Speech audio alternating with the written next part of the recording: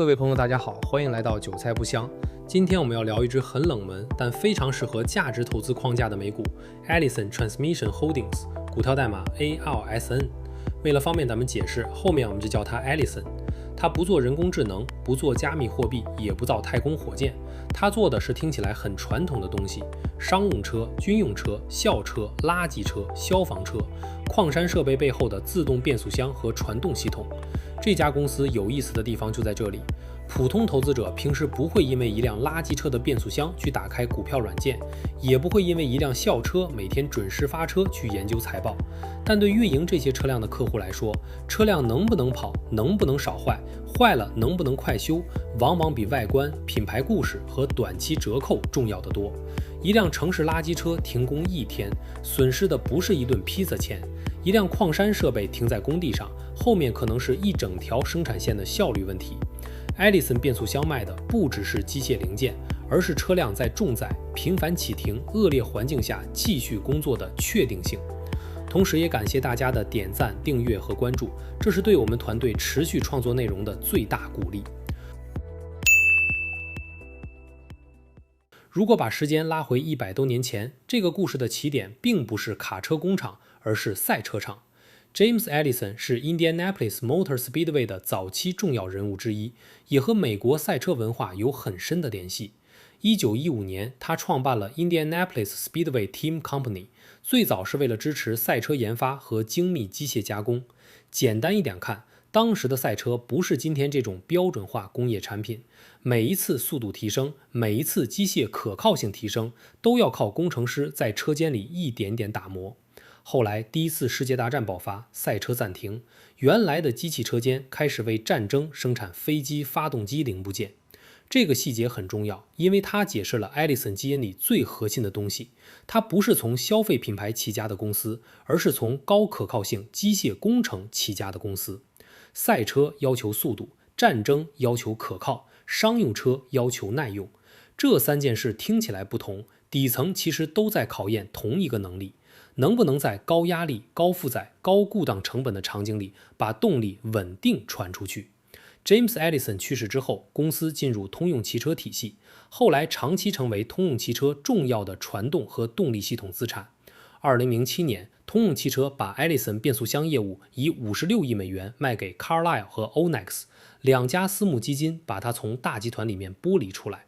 2012年，公司在纽约证券交易所上市，股票代码 ALSN。 从赛车场旁边的一间精密机器铺，到通用汽车旗下的工业资产，再到今天独立上市的商用车传动系统公司， Allison 这条路走得很慢，但也很有价值投资的味道。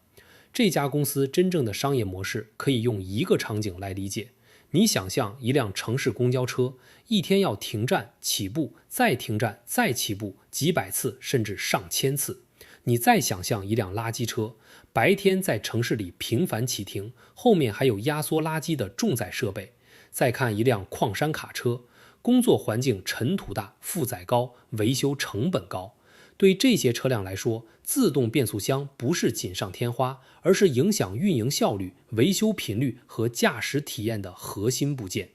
Allison 最强的地方是它长期占据中重型商用车自动变速箱这个细分市场。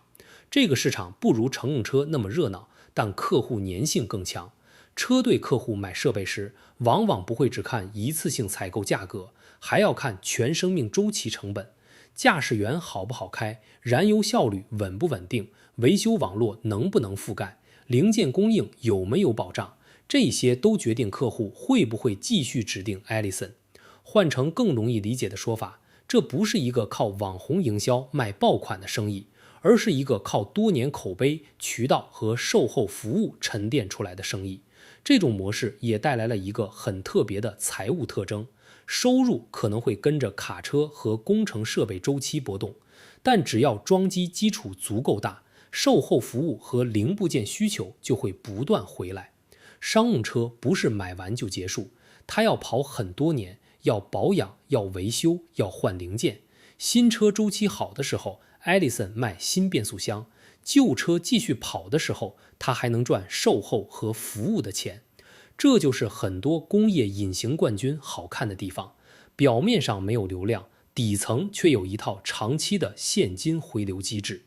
我们来看最新财报，2026年第一季度，Edison 净销售额达到 14.06 亿美元，同比增长 84%。这个增长看起来非常夸张，但不能简单理解为原有业务突然翻倍。核心原因是公司在今年1月1日完成了对 Dyna 越野驱动和运动系统业务的收购，新的越野业务贡献了 6.73 亿美元销售额。也就是说，财报里的高增长既有原有业务的稳定需求，也有收购带来的外延扩张。利润端更能说明这家公司为什么值得价值投资者看一眼。第一季度净利润1亿1200万美元，占销售额 8%， 调整后每股收益 2.57 美元，同比增长 6%， 调整后利润指标 3.62 亿美元，占销售额 26%。一个做工业传动系统的公司，能在收购整合期还有接近 26% 的调整后利润指标利润率，这说明它并不是普通低毛利零部件供应商，它的产品有技术壁垒，有客户关系，也有定价能力。现金流也很关键，第一季度经营现金流1亿5600万美元，调整后自由现金流1亿0300万美元。公司全年至盈里2026年净销售额预计 55.75 亿到 59.25 亿美元，经营现金流 9.7 亿到11亿美元，调整后自由现金流 6.55 亿到 8.05 亿美元。按现在大约93亿美元的市值计算，如果公司能完成指引，中间值对应的自由现金流收益率大概在7到8个百分点之间。这个数字谈不上极端便宜，但对一家高利润率、能分红回购、行业位置比较稳的工业公司来说，已经有价值投资讨论空间。不过 Edison 现在的故事不能只看旧业务，真正改变公司未来几年的是他花约27亿美元收购 Dyna 的越野业务。这个业务服务的是工程机械、农业、矿山、物料搬运、林业和工业设备。换句话说， Edison 原来更偏商用车和军用车辆，现在通过收购把触角伸到了更多非公路重载设备。公司自己也说，合并后的企业年收入规模约55亿美元，业务覆盖29个国家。这笔收购的吸引力很明显，商用车周期有波动，北美重哈需求有高有低，但基础设施、矿山、农业、能源和国防这些领域可以给公司带来更广的终端市场。原来 Edison 像一个专注中重型车辆变速箱的隐形冠军，现在他想变成更大的工业传动平台，客户不只是在路上跑的卡车，也包括工地里、矿山里、农田里、军事基地里的重型设备。这个方向如果做成，公司估值逻辑会更接近多元化工业平台，而不是单一商用车周期股。收购也带来压力，第一季度新增越野业务销售额很大，但整合刚开始，利润贡献还没有完全释放。公司管理层提到，协同效应的初期阶段正在推进，长期目标是实现1亿2000万美元的年度运行率协同效应。这个目标如果兑现，收购会抬高公司的利润和现金流。如果整合不顺，股东看到的就是更高债务、更复杂业务和更低短期利润率。价值投资里最怕的一种情况，就是一家好公司为了扩张，把资产负债表弄重，然后还要证明自己能把买来的业务管好。债务是这篇分析必须盯紧的地方。第一季度末，公司现金及现金等价物3亿1100万美元，可用循环信贷额度8亿4500万美元，总债务 42.92 亿美元，净债务 39.81 亿美元。公司也表示，它正在向 2.0 倍净杠杆目标推进，并在第一季度偿还了1亿5000万美元循环信贷借款。这个动作说明管理层知道市场在意什么。收购之后不是继续猛花钱，而是要把杠杆降下来，把自由现金流重新变成股东回报和债务下降的来源。分红和回购是 Edison 价值股属性的另一面。2026年，公司把季度股息从每股 0.27 美元提高到 0.29 美元。第一季度还回购了超过2000万美元股票，并且回购授权剩余 11.71 亿美元。股息率本身不算很高，但回购空间不小。对价值投资者来说，真正重要的不是一家公司喊口号说自己低估，而是它能不能用现金流持续减少股本，提高每股价值。艾利森过去几年一直在做这件事，只是现在并购后降杠杆会和回购形成取舍。再看军工业务，艾利森不是洛克希德马丁那种大型军工主承包商，但它在军用车辆传动系统里有很深的积累。去年10月，公司拿到9700万美元合同，为2026年 Abrams 主战坦克订单提供推进系统。Abrams 坦克从上世纪70年代开始一路升级，艾利森的 X1100 交叉驱动变速箱长期参与其中。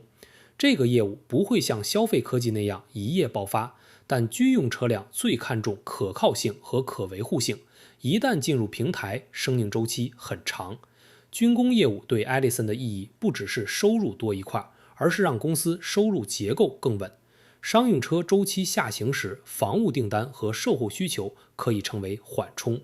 尤其在全球地缘政治不确定，各国重新重视陆军装备、后勤车辆和装甲平台升级的背景下，这部分业务有一定长期支撑。当然，它也有政府预算节奏、合同审批和项目交付的限制，不能当成无限增长故事来讲。我们还要看一个小插曲，通用汽车和艾利森品牌关系。此前市场看到过通用汽车重型皮卡相关的艾利森标识争议，后来双方又修复了合作关系。这个事情本身对艾利森财报没有决定性影响，因为相关硬件早已不是简单的旧式供应关系。但它提醒我们一件事，艾利森这个品牌在重载车主心里确实有认知度。普通消费者可能不懂变速箱，重型车用户却知道一个可靠传动系统的重要性。品牌在工业市场里不像消费品牌那样靠广告出圈，但一旦形成信任，也很难被轻易替代。同类公司对比能帮助我们判断估值。Cummins 是发动机和动力系统巨头，规模更大，业务更分散，目前市值接近1000亿美元，市盈率大约37倍。Paccar 是 Canvas 和 Peterbilt 背后的卡车制造商，市值600多亿美元，市盈率大约25倍。Oshkosh 做特种车辆、军用车辆、消防车和工作平台，市值和艾利森接近，市盈率大约17倍。Dana 是动力传动系统供应商，市盈率看起来很低，但它正处在资产出售和重组过程里，财务口径不能简单横比。放在这组公司里，艾利森不是最便宜，也不是最大，但它很有特点。它不像整车厂那样直接承受完整卡车周期，也不像普通零部件企业那样被整车客户疯狂压价。它更像是一个在关键部件上拥有强位置的工业平台。估值大约17倍，市盈率看起来不算深度打折，但如果用公司全年调整后自由现金流指引去看，市值对应7到8个百分点左右自由现金流收益率，这个价格就比市盈率表面更有看点。价值投资最重要的是区分两件事，便宜的公司和好价格下的好公司。艾利森不属于那种被市场抛弃到5倍市盈率的深度便宜股，它的股价在110美元附近，市值90多亿美元，市场并没有完全无视它。它更像是一只质量不错、现金流强，但还需要证明收购、整合和周期抗压能力的工业价值股。你买它不是在赌一个惊天反转，而是在判断它未来几年能不能持续把利润转成现金，再把现金用来降债、回购和分红。这只股票的多头逻辑很清楚。艾利森在中重型自动变速箱领域有长期口碑，客户换供应商成本不低，商用车、军用车、工程机械、矿山设备这些场景都需要高可靠性传动系统。售后服务和零部件形成持续收入。收购 Dana 越野业务以后，终端市场更分散。公司指引的经营现金流接近10亿美元级别，足够支撑降杠杆和股东回报。对偏价值的投资者来说，这些都是很实在的东西。空头逻辑也不复杂，北美商用车和工程机械本身有周期，需求下来的时候，新设备订单会放缓。收购 Dana 越野业务让收入变大，也让整合、债务和管理复杂度变高。电动化和新型动力系统长期会改变传动系统价值链。客户如果转向不同技术路线，传统自动变速箱的内容价值可能受到挑战。估值上，17倍市盈率并不便宜到可以忽略所有风险。电动化这件事要单独说一下。很多人一看到变速箱公司就会担心，电动车时代是不是不需要传统变速箱？这个担心有道理，但在 Allison 所在的中重型商用车和军用车市场，变化速度和乘用车不一样。垃圾车、校车、消防车、矿山设备、军用车辆不会像城市通勤小车那样快速转向单一技术路线。续航、载重、可靠性、充电基础设施、工作环境和维护体系都会让这个转型更慢、更复杂。Allison 也在做混合动力、电驱动和新型推进系统，只是这些业务目前还不能完全替代传统现金流。真正值得跟踪的指标不是每天股价涨跌，而是几条主线。北美公路商用车需求能不能保持韧性？越野业务整合能不能释放1亿2千万美元协同效应？调整后自由现金流能不能落在6.55亿到8.05亿美元指引区间？净债务能不能稳步往2倍左右目标靠近？军工和售后业务能不能继续抬高收入稳定性？如果这些数据持续兑现，Allison 就有机会从冷门工业股变成更受市场认可的高质量工业现金流公司。如果这些数据走弱，问题也会很直接，并购带来的收入增长会被市场重新打折，杠杆会限制回购空间，周期下行会压低利润率，估值也可能从质量工业股重新变成普通周期股。这就是 ALSN 最核心的投资分歧，它到底是一只能够穿越周期的工业隐形冠军，还是一只刚刚通过大收购把自己推到周期高点附近的商用车零部件公司？我的整体判断是 Allison 是一家值得放进价值投资观察名单的公司，但它不是那种闭着眼睛买的便宜股。它的吸引力在于现金流、利润率、行业位置和股东回报。它的约束在于周期、债务、并购整合和电动化长期变化。对于追求短期暴涨的投资者，它可能太慢；对于喜欢研究工业现金流、回购、分红和细分市场护城河的人，它反而很有研究价值。最后用一句话收束，Allison 不是一个站在聚光灯下的明星公司，它更像是一台藏在重型车辆底盘下面的机器。平时没有人注意它，但真正干活的时候，它不能停也不能坏。资本市场有时候会低估这种无聊生意的价值，也有时候会高估它穿越周期的能力。ALSN 现在最值得看的不是故事讲得多热闹，而是未来几个季度收购后的现金流、债务下降和利润率能不能继续证明这家100年工业公司确实还有很强的赚钱能力。感谢您的收看，做这类深度内容不易，您的订阅、点赞和转发就是对我们团队最大的支持。我是韭菜不香，我们下期再见。